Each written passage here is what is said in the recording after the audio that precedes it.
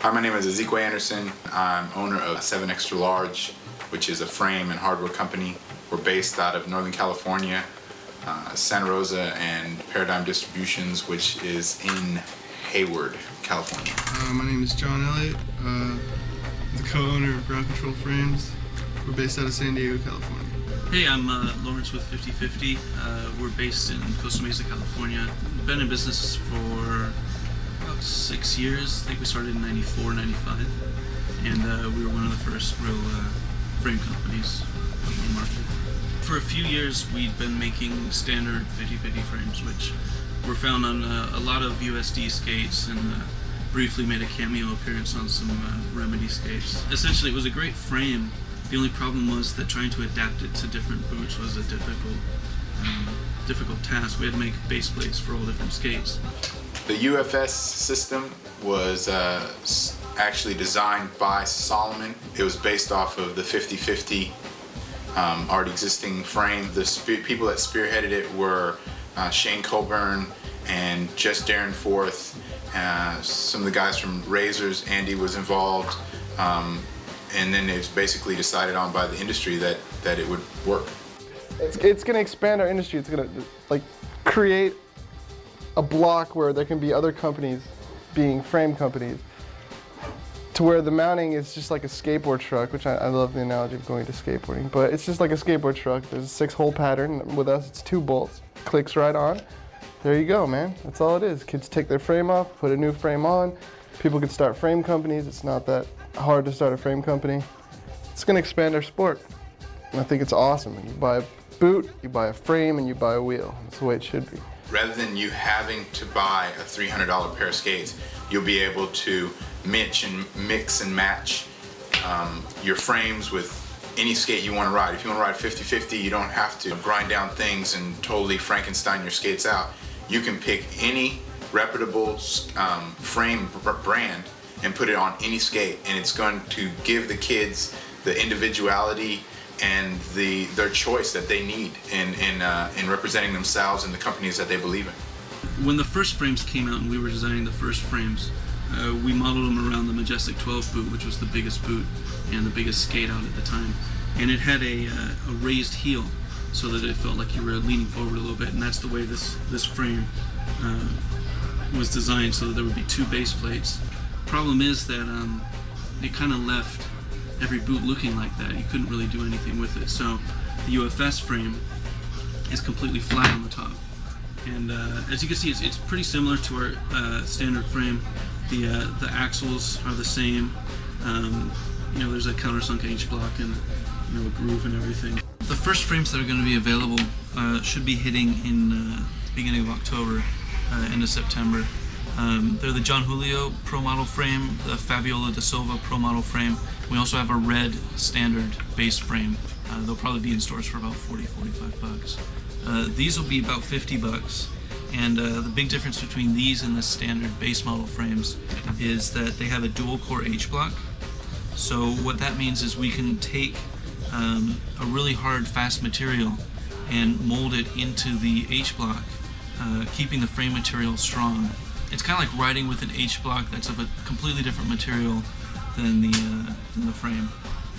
It's really great, and it's going to open a lot of doors with different materials that we can try injecting them in. I think that with UFS coming, obviously we've got the experience in the frame market. Being in business 5 years, making frames. We know what's going to happen. We know what to expect as far as breakages and do. Although skating has changed, people are going bigger now, and the frames have to withstand a lot more abuse.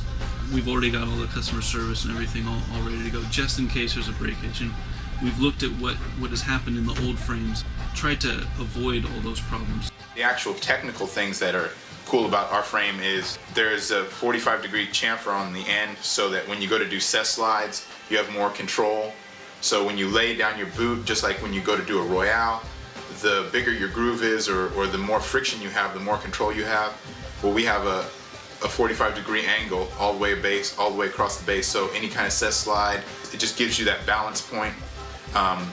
It's totally, you can flip it either way. It's totally symmetrical, so it's the same on both sides. I think that in the next 6 months to a year, grind plates are going to be kind of obsolete. We're going to keep the price down so that kids can just buy frames.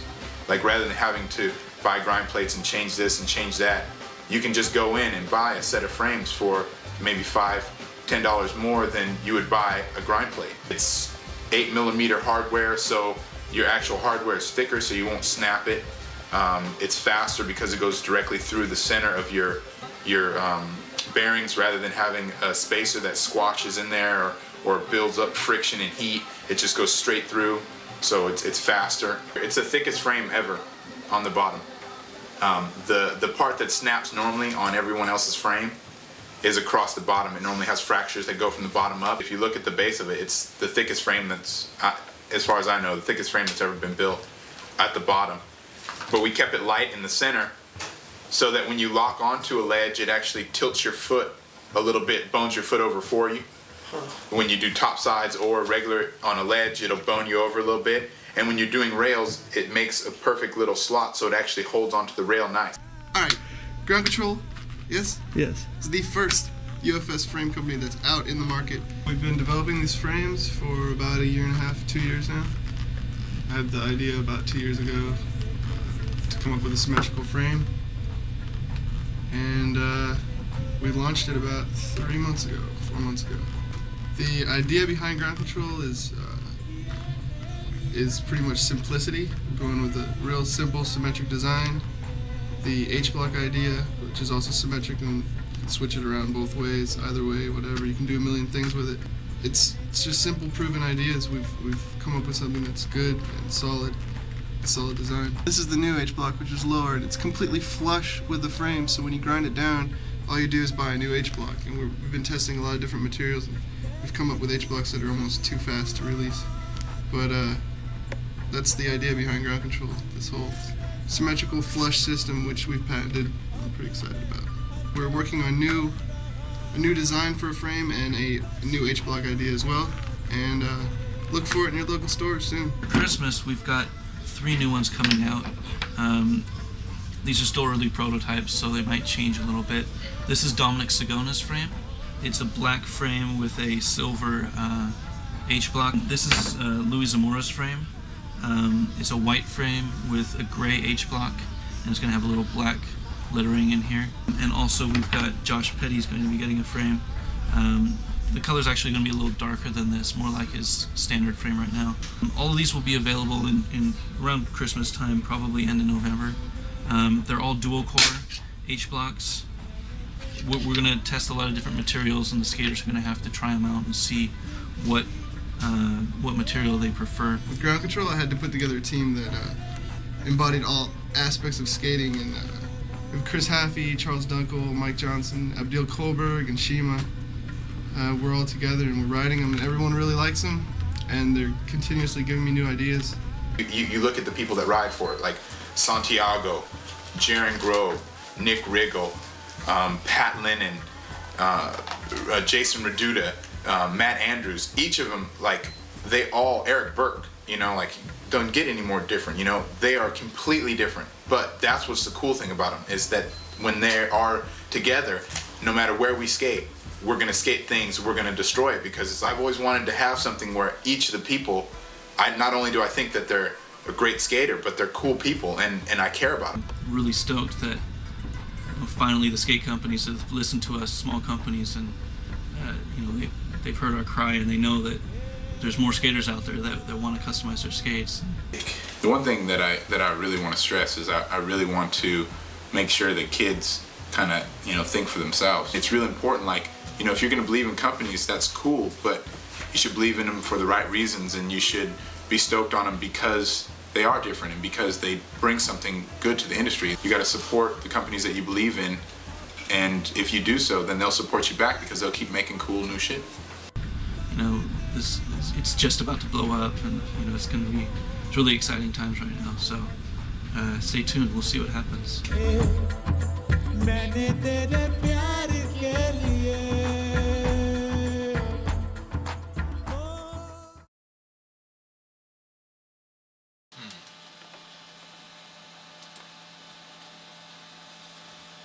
A lot of shit to do today, man. This morning, first thing I did was check out my emails. Finalized USD tour in Texas that's coming up in October. I drive 3 hours from Plano to Austin for Lonnie's shop, the Inland Skate Park. She's very cool, by the way. And I ordered the IMYTA championship belt. They're like, dude, you should do a belt, man. I got excited about it, and I looked up on this website, a couple websites, and I found this one. I can engrave it. What? It's like made out of leather. Yeah, it's like a WWF one, but it's like for boxing. There you go. Credit card.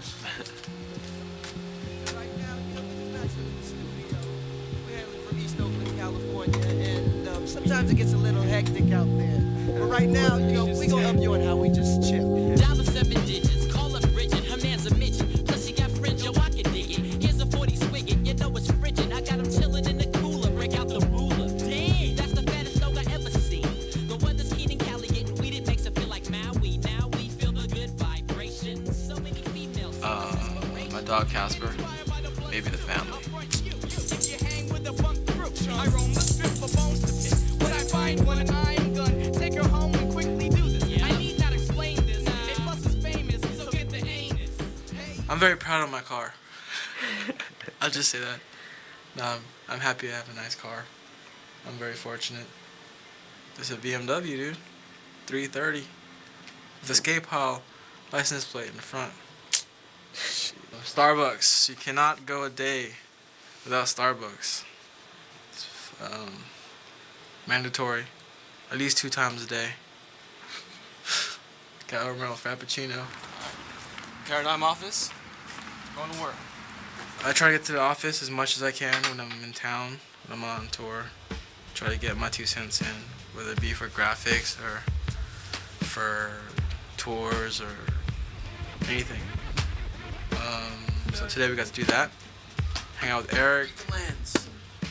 Throw the wheel around, break the lens. After that, skate the practice bar rail, release some stress.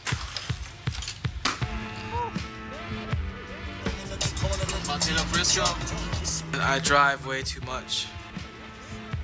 Way too much. I have 15,000 miles on my car. I've only had it since May. It's 5 months. San Francisco. We had to go to San Francisco today. It's my most favorite place to be. I love the city. So we had to go there today. I want to talk about this brick bank spot I found. I've seen in numerous skate videos. And I finally got a chance to skate it. Up in Frisco on Otis Street. So if you're ever in that area, I highly recommend skating this bank. But don't bring too many people because they get kicked out. Ate some lunch at Crepes on Cole, and we found ourselves at this wharf spot that I've been wanting to hit up for a while. Rollerblading is frustrating a lot of times these days. At the age of 24, it's a lot harder than it used to be. Keep up with these young bucks, you know. It's easy to get frustrated.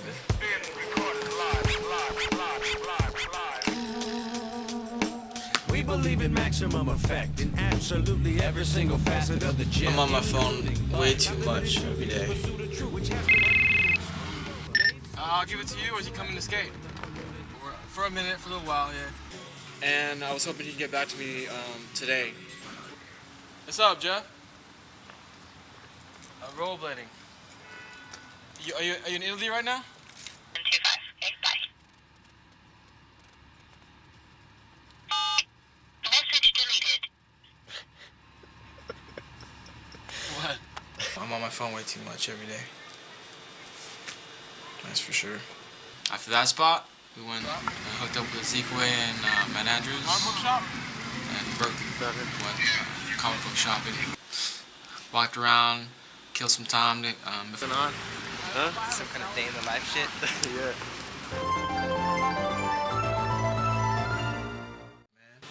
Went to my most favorite MC, MC's house, Dell. Got to hang out with him. It's becoming an annual thing now. Like, it seems like every every couple months we kick it at Dale's house and just chill and talk and stuff. In this case, it was for business in a sense because he's going to be in the upcoming rollerblading game. I had to bring up some information regarding that. So when you check out the game that's coming out next year in October, you know, Dale's going to have a track in there. I guess a lie, you gotta have some truth with the lie, or else it wouldn't be a tight lie. You know what I'm saying? You know, got to hang out with Dale today, had a good time. End of the day with that. That's it. Day in life with John Julio. Life Plus. LifePlus.tv.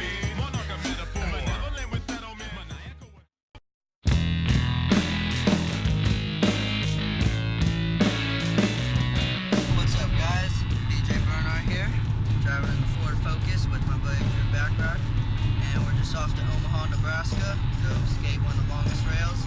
Back in the day that Dave Kolosh did, so we're off to go and bust out over there and see what will happen.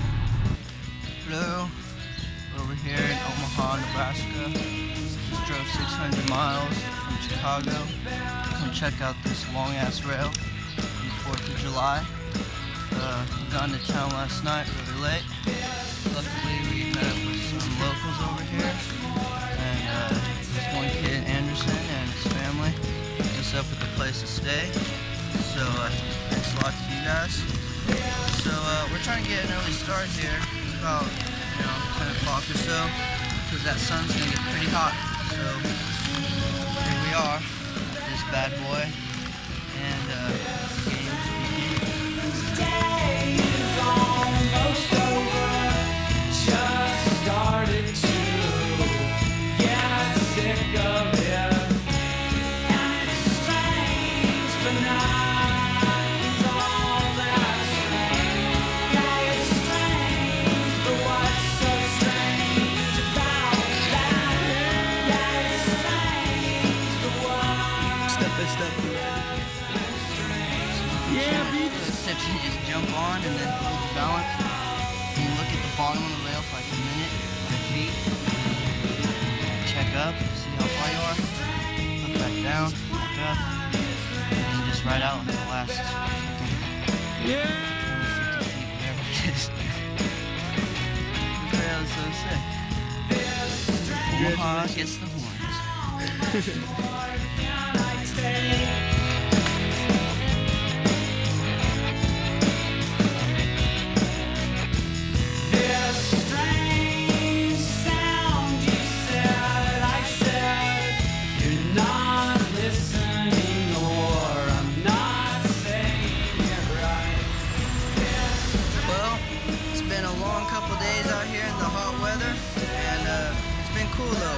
Got to go skate that rail, mission accomplished. Met some new friends out here, made friends with the locals, a couple honeybackers, and I definitely suggest coming out here. If you really want to see how long that rail is, you got to fly on out here, get your track together, get a little squad, go down there and check it out yourself. It's a lot of fun and I guarantee you won't regret it. So, this is DJ Bernhardt signing off to you guys. Hasta luego, amigos.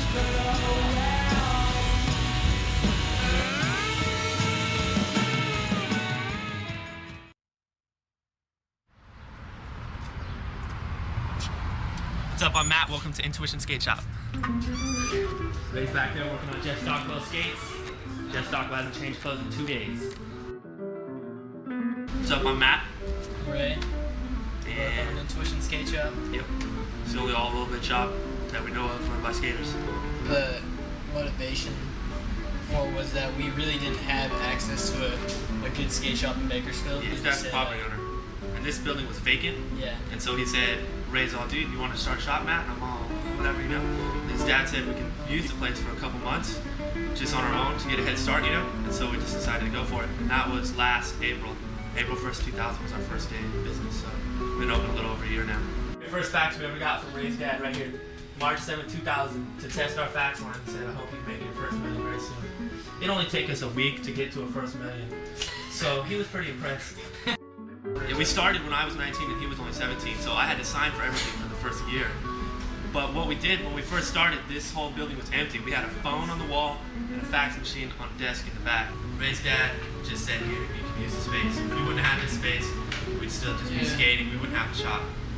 And then from there, I mean, we got to start, because you can imagine just trying to start off the ground. We didn't have any funding or anything like that. We started from scratch. We made t-shirts and we sold underground videos to get money to buy our phone and our fax machine. And then from there, we just built everything up. In the beginning, we only carried a couple companies, and we've expanded as we could, you know? So the shop has a lot more stuff in it now than it did in the beginning. Core companies like Mind Game, Fiction, skater influence companies. If we get there, financially we'll expand to other brands. We're looking into Solomon and Rollerblade, but for right now we're sticking with USD and races because they got skaters socking it to the owners, telling them what they want, so we get Hey, tell me about your riders. Tell me about the team. This is our man Josh. I told him he made the cover. We got that in the frame. Here's one of our other riders, Ian McLeod, when he got a Virgin's page, and that's in the frame too. And these are some of our old school pictures. There's Ray. That's a massive force there. With pond wrist guards, safety first. Even from the beginning, people like Chris Garrett at Fiction, Colin Bachelor at Monarchy, Shane Coburn at Mind Game, totally businessmen. No matter what angle we came at, we said we're just trying to start out our shop, and that they even supported that. They liked that, and so we had no problem. We just faxed in our business applications. They faxed it back and approved it, and we just set our orders up, and we haven't had any hitches really since. I think it's better because we're rollerbladers. We're actual rollerbladers and not just some guys that own a shop. Yeah.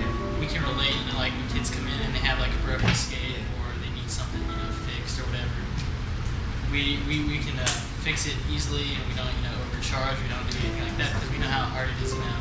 You don't have to be one of the major influences of rollerblading to start your own. You can be anyone. You could be anybody as long as you have your own positive motivation to start it. You don't give up halfway through. You got to stick with it because we've known this past year that we've been here. It's not always peaches and cream. It's not easy. It's not glamorous. Yeah, the rims on my car clip on. People just treated it like another skate shop, and they didn't say, "Oh, these are kids." They didn't brush us off. They actually embraced us. Chris Garrett calls us just to tell us how much he likes sending us stuff. Same with Shane Coburn. Says, "Man, you guys are one of my favorite shops because you're just doing it. You're skaters. It's rollerblading only, and that's what I like to send my products to." Intuition. It's hard work, but as long as you're doing what you love, you can never go wrong. So it's cool. It's not a big deal. If you want to do it, just make it happen. We're skaters. You're skaters. Buy stuff from skaters. Peace.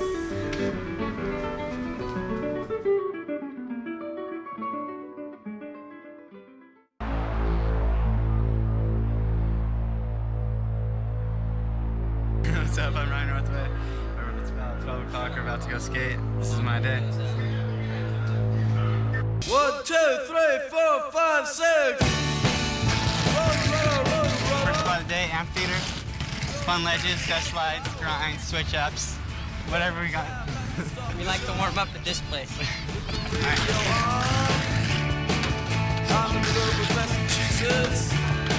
Next spot. Let's go. What's here? Red, it's ramp rails.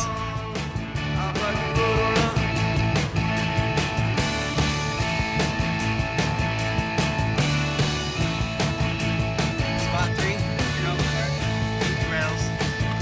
Disasters, grinds. Fun. 1:48 when it's dark outside. I'm in love with Massachusetts. We're on a tight schedule, but Drew allowed us a 5-minute break at Burger King. We're at Cal State Bakersfield now, spot number 5 million. And a lot of ramp rails.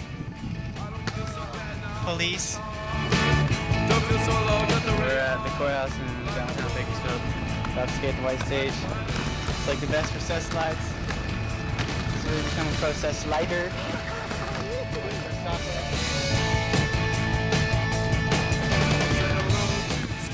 This rail's hella wobbly.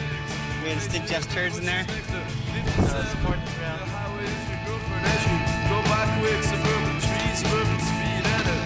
Alright, it's about 7 o'clock. Almost 7 hours later. I'm burnt, I'm tired. Last spot was Bakersfield College, drop ledge. And the cop showed up. And I fell on the trick. And Drew wasn't filming. but it doesn't matter anyways, I fell. So, should we roll the clip from yesterday? Backslide? Yeah, for sure. Okay. All right, roll the clip.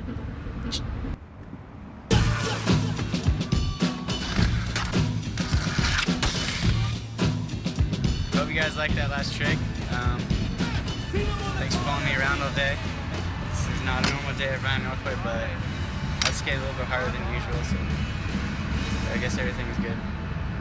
See you guys later. Hubba hideout. It's dirty. Stinks. Smells like. Oh yeah. I hated skating there. Hubba's Hideout, located in downtown San Francisco, was one of rollerblading's most legendary spots. Since its destruction over a year ago, people have mourned. Until now. Here's the story. There was a bum way back in the day that used to live right under the bridge where it crested with the stairs. And that bum's name was Hubba, and that was his hideout. That's how the name Hubba's Hideout came around. Probably the most famous ledge, the famous single ledge in all of like rollerblading, skateboarding, everything put together. I heard about it from one of my friends that went to San Francisco first. He said that it was this crazy bridge that had a grind that you went down and it was just a big drop afterwards. First time I got there, I was like, oh, that does have a drop on it. Scared a lot of people, but everybody still killed it. We would session Hubbas for about a good 3-4 hours every Friday night when all of us would meet out for Friday night skate. And just rip it up, tear it up.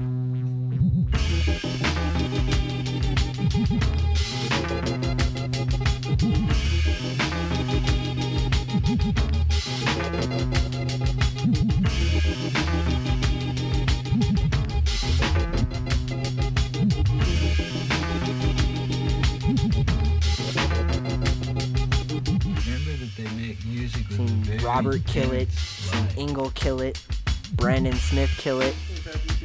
Yeah, inside 360 to frontside torque. Both sides. Robert Grill, 270 blindside, frontside torque. I guess that's what it was. Natural and switch. Probably what makes the smoke stand still. Engel, 0, top solid passes, natural and switch. You just don't get any better. It doesn't get any better than that. Hubbas used to be the spot though. That would be like everyone would go to E&B, warm up, and then it would just be a huge session of Hubbas, like 50, 60 people just lined up on the bridge. Everybody would meet up there, go skate the top. There's these just low flat ledges that you can skate, just, to warm up on to, when you want to get to that ledge down there. And that's when just people would go crazy.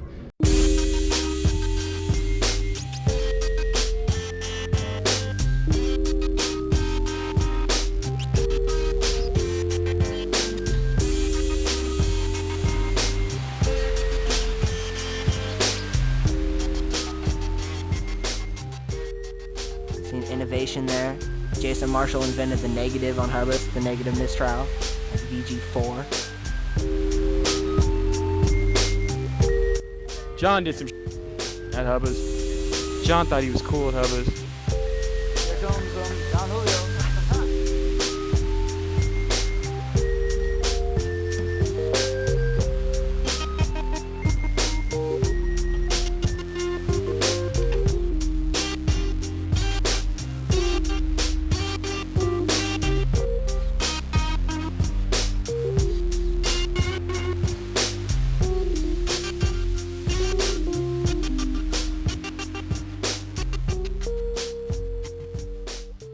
The knobs, they basically tried their best to knob it. I mean, they've done knobs there and down on mini Hubbas before, which is part of E&B, where they bolted little bolts on and people would just come through and take the bolts out.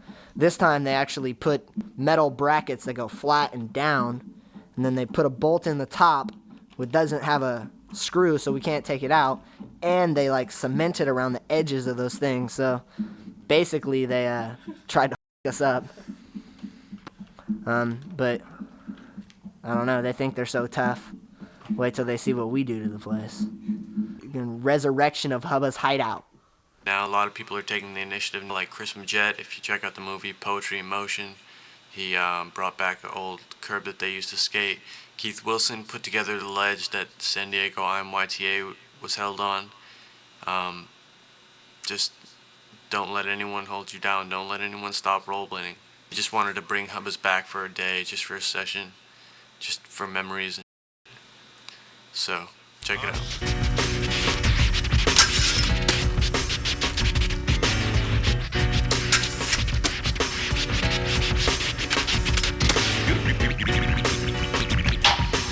Using the melody right along with her.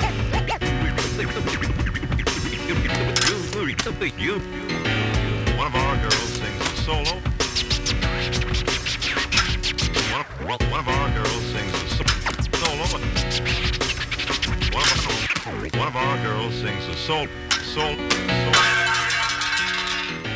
Watch those numbers on the card.